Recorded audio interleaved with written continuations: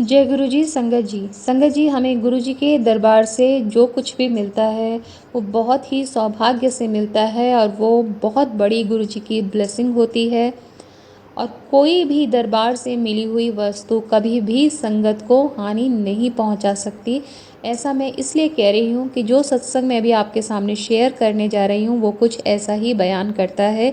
ये सत्संग है गुरु जी के चाय प्रसाद के बारे में, जो एक जन साधारण पेय है उसे गुरु जी ने प्रसाद के रूप में अपनी संगत को देना शुरू किया। और वो पेय जिसमें रोग और कठिनाइयों को बाहर फेंकने की शक्ति है, वो चाय प्रसाद ही है, केवल चाय नहीं है।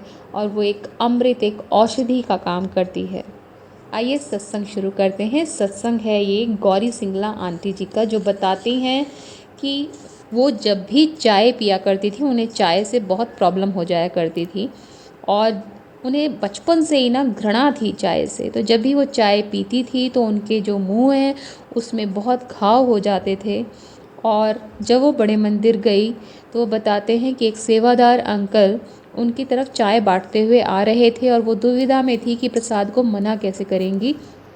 अचानक उन्होंने देखा कि वो आगे निकल गए और उनको चाय प्रसाद मिला नहीं। तो वो कहती हैं चलो अच्छा है, मुझे मना नहीं करना पड़ा। पर उसी टाइम उनके मन में ये भी विचार आया कि ये चाय उन्हें मिली नहीं है तो उनको गुरु जी के आशीर्वाद, उनकी ब्लेसिंग नहीं मिलेगी। और ये सब द्वंद्व उनके मन में चल ही रहा था कि वो सेवादार अंकल पीछे मुड़ते हैं और उन्हें चाय का गिलास पकड़ाकर चले जाते हैं। अब क्योंकि उनके परिवार को पता था कि चाय पीकर इसका क्या हाल होता है, तो वो आंटी जो हैं चाय का प्रसाद वो पी गई। और फैमिली वाले बहुत डरे हुए थे कि पता नहीं अब क्या होगा। और काफ़ी लेट नाइट तक संगत गुरु जी के पास बैठा करती थी। तो इस बीच में आंटी ने करीबन 2 या 3 ग्लास चाय प्रसाद के लिए। अब उसके बाद रात को 1 बज गया था जब वो अपने घर आए। तो अगली सुबह, जैसा कि उनका पुराना एक्सपीरियंस रहा, उनके मुंह में छाले हो जाने चाहिए थे, बहुत घाव हो जाने चाहिए थे और बहुत उसमें पेन होना चाहिए था, पर ऐसा कुछ भी नहीं हुआ। उनका जो मुंह था बिल्कुल स्वच्छ था और कोई भी घाव के निशान उनके मुंह के अंदर नहीं थे।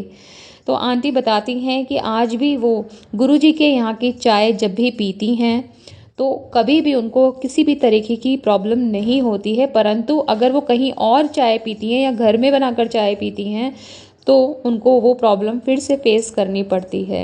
तो इससे गुरुजी की ऊर्जा का आभास होता है कि उन्होंने कैसे एक जनसाधारण पेय को प्रसाद के रूप में दिया जिसमें रोग और कठिनाइयों को बाहर फेंकने की शक्ति है।